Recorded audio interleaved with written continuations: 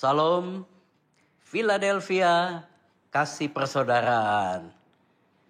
Jemaat Tuhan yang saya kasihi, minggu ini sangat istimewa. Sebagaimana Rasul Paulus, dia mengirim surat kepada jemaat-jemaat di rumah-rumah. Perkenankan juga saya mengutip apa yang dikatakan Rasul Paulus dalam Roma 16 ayat 5. Dikatakan salam kepada jemaat di rumah mereka. Salam kepada Epenetus, saudara yang kukasihi, yang adalah buah pertama dari daerah Asia untuk Kristus, dan seterusnya dan seterusnya. Saudaraku, tahun ini kita memasuki dekade yang baru, dekade 10 tahunan, dan kita mau mulai dengan tahun 2020. Di awal dekade ini terjadi kegoncangan yang besar. Terjadi hal-hal yang tidak pernah dibayangkan sebelumnya. Dari mulai tanggal 1 Januari 2020, Kota Jakarta sudah dilanda hujan besar dan banjir yang tidak pernah terpikirkan sebelumnya. Di tempat kami di Gading Serpong, orang masih merayakan pergantian tahun dengan kembang api dan sukacita jam 12, jam 1, jam 2, jam 3 hujan besar, dan mereka tidak menyangka awal tanggal 1 terjadi banjir di daerah Serenet di Gading Serpong.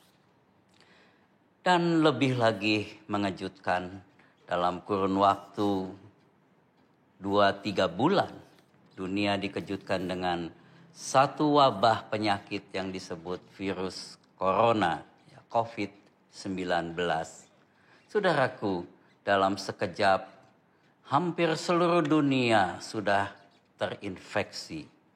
Dan ribuan orang, puluhan ribu orang jatuh sakit dan banyak yang meninggal. Pertanyaan yang seringkali kita tanyakan, apa yang menyebabkan ini semua? Kenapa hal ini terjadi? Sehingga untuk menghindari penyebaran virus yang begitu cepat, pemerintah kita juga menganjurkan untuk kita menghindari pertemuan-pertemuan dalam jumlah yang banyak. Oleh sebab itu gereja-gereja Tuhan dan juga kita di GSPDI menyetujui untuk selama 2 minggu ini kita tidak berkumpul. Ibadah-ibadah yang biasa kita lakukan, kita tidak lakukan selama 2 minggu ini, dan kita pindahkan ke rumah-rumah. Mereka menyebutnya kita harus bisa self lockdown, ya. Kita harus mengisolasi diri kita sendiri di rumah-rumah kita, berkumpul dengan keluarga kita, bahkan yang bekerja mulai diperintahkan untuk bekerja di rumah, yang sekolah diliburkan, sekolah di rumah. Dan puji Tuhan karena teknologi, sekarang mereka bisa berhubungan dengan teknologi itu, ya, online dan lain sebagainya. Dan untuk pertama kali juga di dalam sejarah gereja kita dan mungkin banyak gereja lain, kita mengadakan ibadah-ibadah di rumah-rumah masing-masing. Dan saudara-saudaralah yang menjadi gereja Tuhan, sebagaimana jemaat yang mula-mula. Saya mengharapkan bahwa setiap keluarga membentuk jemaatnya sendiri dan kepala keluarga menjadi gembalanya atau salah satu dari keluarga. Gunakanlah waktu di hari Sabat ini, harinya Tuhan, untuk berkumpul. Mungkin sudah lama keluarga tidak berkumpul bersama-sama memuliakan dan memuji nama Tuhan, yang seringkali kita sebut menjadi mesbah keluarga, di mana kita datang untuk menyembah Tuhan. Inilah kesempatan yang baik bagi saudara untuk berkumpul dengan keluarga. Bukankah sesungguhnya kepala keluarga adalah imam bagi keluarganya? Dia yang menerima wahyu dari Tuhan, pengertian dari Tuhan, hikmat dari Tuhan untuk keluarganya.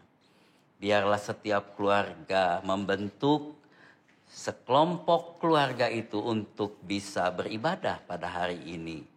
Menyanyi, memuji Tuhan, menyembah Tuhan. Bersaksi satu sama lain untuk menguatkan satu sama lain. Dan terlebih juga mendengarkan firman Tuhan. Kalau sampai video ini atau YouTube ini tidak sampai kepada saudara, saudara juga bisa menambah dengan renungan-renungan saudara sendiri. Yang penting hari Minggu adalah hari Sabat Tuhan, di mana kita harus beribadah kepada Tuhan. Datanglah kepada Tuhan dengan cara yang baik, dengan pakaian yang layak, seakan-akan kita beribadah kepada Tuhan. Dan gunakan waktu yang ada untuk sungguh-sungguh mencari Tuhan. Sebab kita tidak tahu apa yang terjadi pada masa-masa yang akan datang. Kita percaya bahwa dunia ini sedang mengalami kegoncangan. Firman Tuhan katakan demikian. Di dalam Ibrani pasal yang ke-12 ayat 25 sampai 29 saya ingin kutip lagi ya beberapa pengertian khotbah saya di waktu-waktu yang dulu. Dikatakan bahwa Tuhan berjanji. Alkitab kita kan disebut kitab perjanjian. Isinya adalah perjanjian-perjanjian Tuhan. Ada perjanjian lama, ada perjanjian baru. Dan menurut para teolog, tidak semua janji Tuhan itu ada hubungannya dengan berkat, ada hubungannya dengan hidup makmur, ada hubungannya dengan sukacita, kesembuhan, dan segala hal yang menyenangkan. Tetapi janji Tuhan konon menurut teolog 2/3-nya merupakan janji-janji yang lain. Nah, salah satunya yang ditulis oleh Ibrani 12 ayat 25 dan 29. Seandainya saudara memiliki Alkitab atau Alkitab di handphone saudara, mari kita buka Ibrani 12 ayat 25-29. Bunyinya begini, mari kita baca sama-sama. Jagalah supaya kamu jangan menolak Dia yang berfirman. Sebab jikalau mereka yang menolak Dia yang menyampaikan firman Allah di bumi tidak luput, apalagi kita jika kita berpaling dari Dia yang berbicara dari surga. Waktu itu suaranya mengguncangkan bumi. Tetapi sekarang Ia memberikan janji. Ada satu perjanjian atau ada janji Tuhan. Satu kali lagi aku akan mengguncangkan bukan hanya bumi saja, melainkan langit juga. Ungkapan satu kali lagi menunjuk kepada perubahan. Apa yang dapat diguncangkan. Karena keguncangan itu dijadikan supaya tinggal tetap apa yang tidak tergoncangkan. Jadi karena kita menerima kerajaan yang tidak tergoncangkan, marilah kita mengucap syukur dan beribadah kepada Allah menurut cara yang berkenan kepadanya dengan hormat dan takut, sebab Allah kita api yang menghanguskan. Saudaraku, kita harus setuju bahwa kita hidup di zaman yang sedang tergoncang. Kita melihat terjadinya bencana alam yang begitu banyak. Kita juga mengalami saat ini terjadinya kegoncangan karena virus yang misterius, yang belum ada obatnya, ya, yang disebut virus corona ini. Dan akibat kegoncangan itu kita juga mengalami kegoncangan secara ekonomi, ya, indeks saham di seluruh dunia jatuh, ya kan, perusahaan-perusahaan terpaksa harus menghentikan usahanya, meliburkan usahanya, bahkan memberhentikan pegawainya dan lain sebagainya. Kegoncangan ekonomi akan terjadi dan akan semakin banyak, kita tidak tahu kapan akhirnya dan kapan bisa diatasinya. Kita berdoa supaya kita boleh bertahan di tengah kegoncangan ini. Pertanyaannya, kenapa Tuhan menggoncang bukan hanya bumi tetapi langit juga? Kita bersyukur karena Tuhan selalu memberikan maksudnya kenapa dia menggoncang. Ayat 27 katakan, Tuhan memberitahukan maksud dari semua kegoncangan ini. Dikatakan ungkapan satu kali lagi menunjuk kepada perubahan.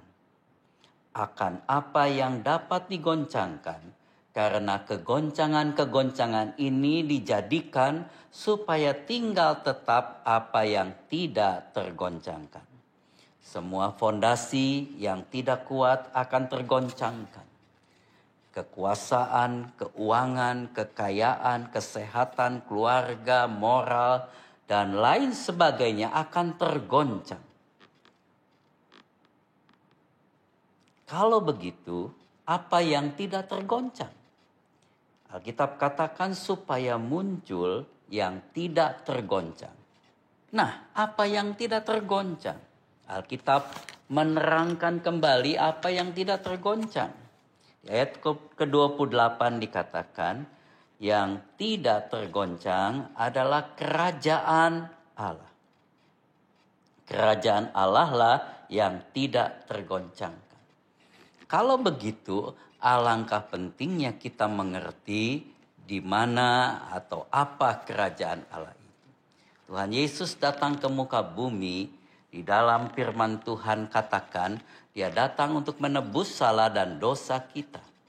Tetapi pada waktu dia mulai menginjil, pada waktu dia mulai mengabarkan kabar baik, dia tidak memulainya dengan berkata bagaimana hidup yang diberkati, bagaimana hidup yang sukses, bagaimana bisa sembuh dari penyakit.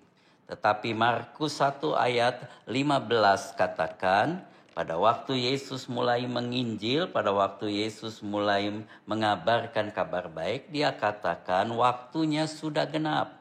Kerajaan Allah sudah dekat, bertobatlah dan percayalah kepada Injil.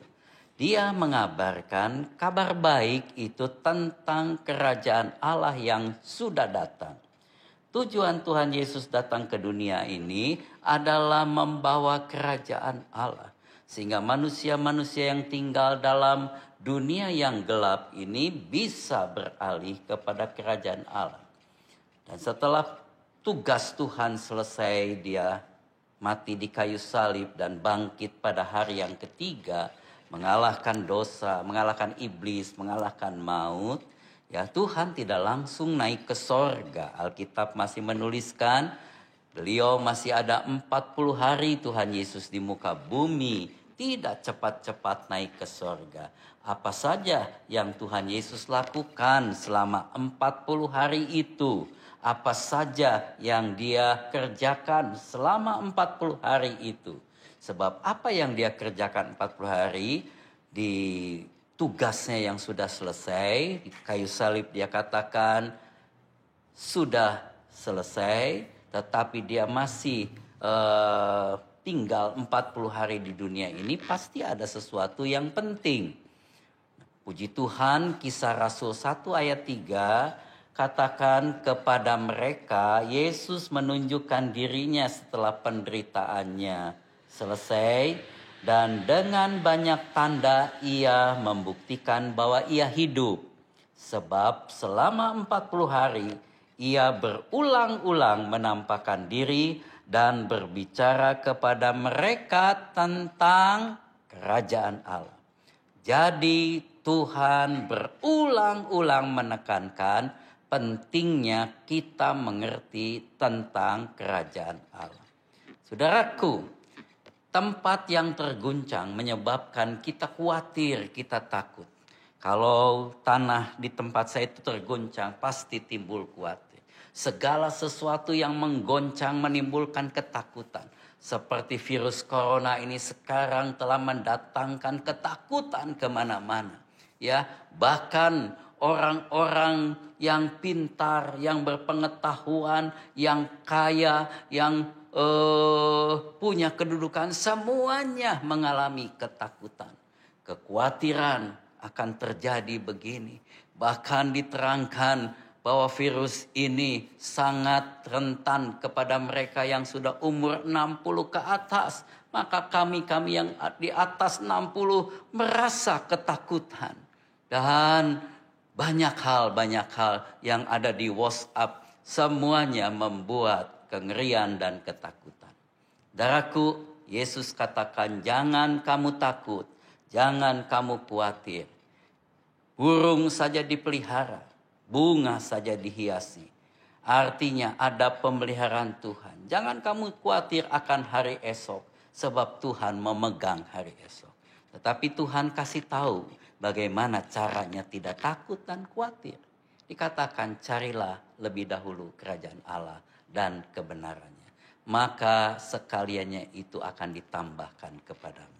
Saudaraku, kita harus cari kerajaan Allah dan kebenarannya supaya segala sesuatu ditambahkan kepada kita.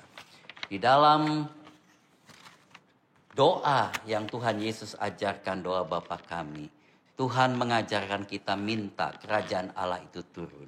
Bapa kami yang di surga, dikuduskan, dimuliakanlah namamu. Datanglah kerajaanmu, jadilah kehendakmu di bumi seperti di surga.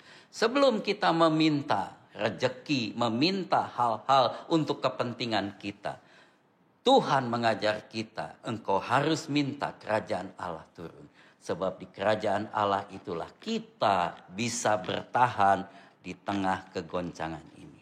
Pertanyaannya sekarang, di manakah kerajaan Allah itu? Apakah ada di Israel, ada di Yerusalem, ada di Bethlehem, atau ada di mana? Kalau ada di Israel, Israel juga sekarang sedang penuh dengan kegoncangan. Karena virus corona ini juga tidak memilih siapapun. Negara Israel juga menjadi negara yang kena, bahkan mengalami lockdown. Sehingga turis-turis atau penjara-penjara tidak bisa masuk di kota-kota suci itu. Saudaraku, Tuhan Yesus kasih tahu di manakah kerajaan Allah itu berada. Dalam Lukas 17 ayat 20 dan 21, Tuhan katakan begini. Atas pertanyaan orang-orang Farisi apabila kerajaan Allah itu datang, Yesus menjawab katanya, kerajaan Allah datang tanpa tanda-tanda lahiriah. Juga orang tidak dapat mengatakan, lihat, ia ada di sini atau ia ada di sana. Sebab sesungguhnya kerajaan Allah ada di antara kamu. Saudaraku, puji Tuhan. Kerajaan Allah ada di antara orang percaya. Di antara murid-murid Tuhan.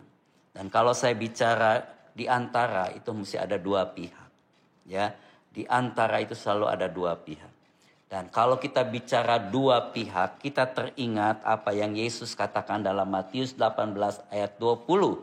Di mana ada 2 atau 3 orang berkumpul dalam namaku, aku ada di tengah-tengah mereka. Haleluya. Kalau begitu arti kerajaan Allah yang Tuhan maksudkan adalah kehadiran Tuhan di antara umatnya. Kita ingat pada waktu Adam dan Hawa melanggar apa yang Tuhan mau dengan memakan buah. Dan dia jatuh di dalam dosa, mereka terputus dari Allah. Allah tidak lagi hadir kepada mereka. Dan manusia mencari jalan supaya bisa mengundang Tuhan hadir. Tetapi Tuhan tidak hadir. Puji Tuhan, dengan kehadiran Yesus ke dalam dunia ini memperbaiki hubungan kita dengan Tuhan. Dan sekarang kalau ada 2-3 orang berkumpul di dalam nama Tuhan, hadirat Tuhan, Tuhan hadir di tengah-tengah mereka. Dan kalau Tuhan hadir di tengah-tengah mereka, tidak ada satu kegoncangan pun yang dapat menjamah mereka. Sebab Tuhan firman Allah katakan, kalau Allah yang beserta dengan kita, siapakah yang akan jadi lawan kita? Tidak ada. Saudaraku, kehadiran Tuhan, hadirat Tuhanlah itu yang kita perlukan. Dan sekarang dengan kegoncangan ini, Tuhan mau hadirat Tuhan itu bukan hanya ada di gereja, tetapi sekarang harus dimulai lagi di rumah-rumah tangga, di rumah saudara, di rumah saya, di mana ada 2-3 orang berkumpul di dalam nama Tuhan. Tuhan mau hadir. Tuhan mau jaga rumah-rumah tangga. Bukankah Dia memulai segala sesuatu dari rumah tangga? Rumah tangganya Adam dan Hawa. Rumah tangga Nuh. Rumah tangga Abraham dan seterusnya. Bahkan mukjizat yang pertama yang Yesus lakukan juga mulai dari rumah tangga. Di mana air menjadi anggur di perkawinan di Kana. Bahkan gereja Tuhan akan disebut sebagai mempelai wanita dan Tuhan akan datang sebagai mempelai pria, bicara rumah tangga. Dan sekarang kesempatannya seakan-akan Tuhan mau kembalikan bahwa hadirat Tuhan itu bukan hanya ada di bait Allah yang disebut gereja, tetapi di rumah-rumah tangga di mana ada 2-3 orang berkumpul. Dan syaratnya ayat sebelumnya katakan, dan aku berkata kepadamu, jika ada 2 orang daripadamu di dunia ini sepakat meminta apapun juga, permintaan mereka akan dikabulkan oleh Bapakku di surga. 2-3 orang berkumpul, syaratnya cuma ada 2, sepakat kesehatian untuk memuliakan Tuhan dan mengundang Tuhan hadir di dalam nama Tuhan Yesus Kristus, nama di atas segala nama. Maka kumpulan itu akan menjadi kumpulan yang kuat karena kerajaan Allah turun di tengah-tengah mereka. Dan kalau kerajaan Allah turun, maka tidak ada yang dapat menggoncangkan. Haleluya, haleluya. Saudaraku, di minggu ini kita tidak bisa berkumpul bersama-sama. Tapi saudara berkumpullah dalam rumah tanggamu masing-masing. Bangunlah kerajaan Allah di dalam rumah tanggamu. Dan kami berdoa bahwa keluarga yang rukun, keluarga yang membangun kerajaan Allah di dalamnya, membangun mezbah Tuhan di dalamnya, berkat Tuhan akan dikirim. Mazmur 133. Oleh sebab itu kami percaya berkat Tuhan akan dikirim juga kepada saudara. Terakhir saya membacakan Roma 14 ayat 17.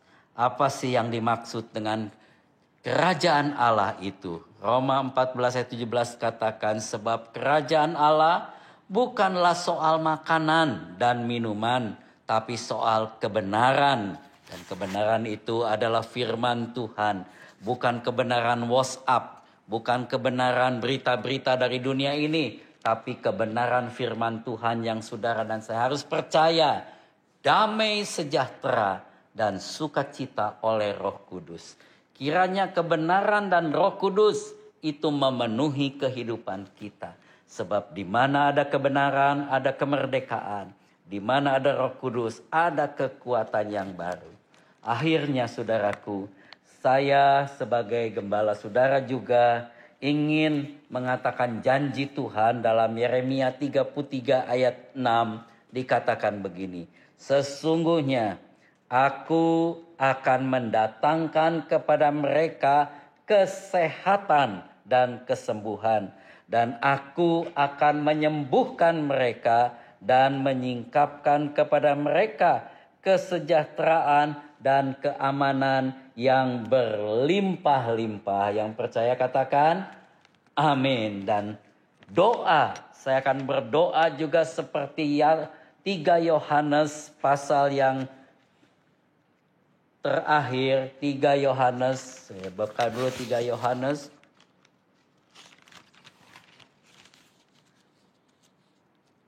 suratan Yohanes yang terakhir, ya. 3 Yohanes pasalnya hanya ada 1. Ayat yang kedua katakan begini. Saudara-saudara yang kekasih, jemaat Tuhan di GSPDI Philadelphia Belesa yang saya kasihi, saya berdoa semoga saudara semua baik-baik dan sehat-sehat saja dalam segala sesuatu, sama seperti jiwamu baik-baik saja. Puji nama Tuhan, haleluya. Tuhan memberkati. Mari kita berdoa. Bapa di surga, Tuhan Yesus Kristus, kasih karuniamu yang besar kami harapkan. Dan kami berdoa pada hari ini, hari Minggu tanggal 22 Maret, walaupun kami tidak bisa beribadah bersama-sama di House of Philadelphia Belesa, di rumah anak-anakmu masing-masing mereka beribadah.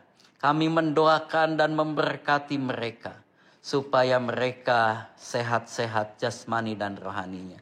Diberkati dengan kerukunan, diberkati dengan kekuatan dari Roh Kudus. Diberkati usaha mata pencariannya di tengah-tengah kegoncangan yang ada. Dibentengi dengan benteng yang kuat sehingga kuasa kegelapan, segala sakit penyakit tidak bisa masuk dan menularkan kepada mereka.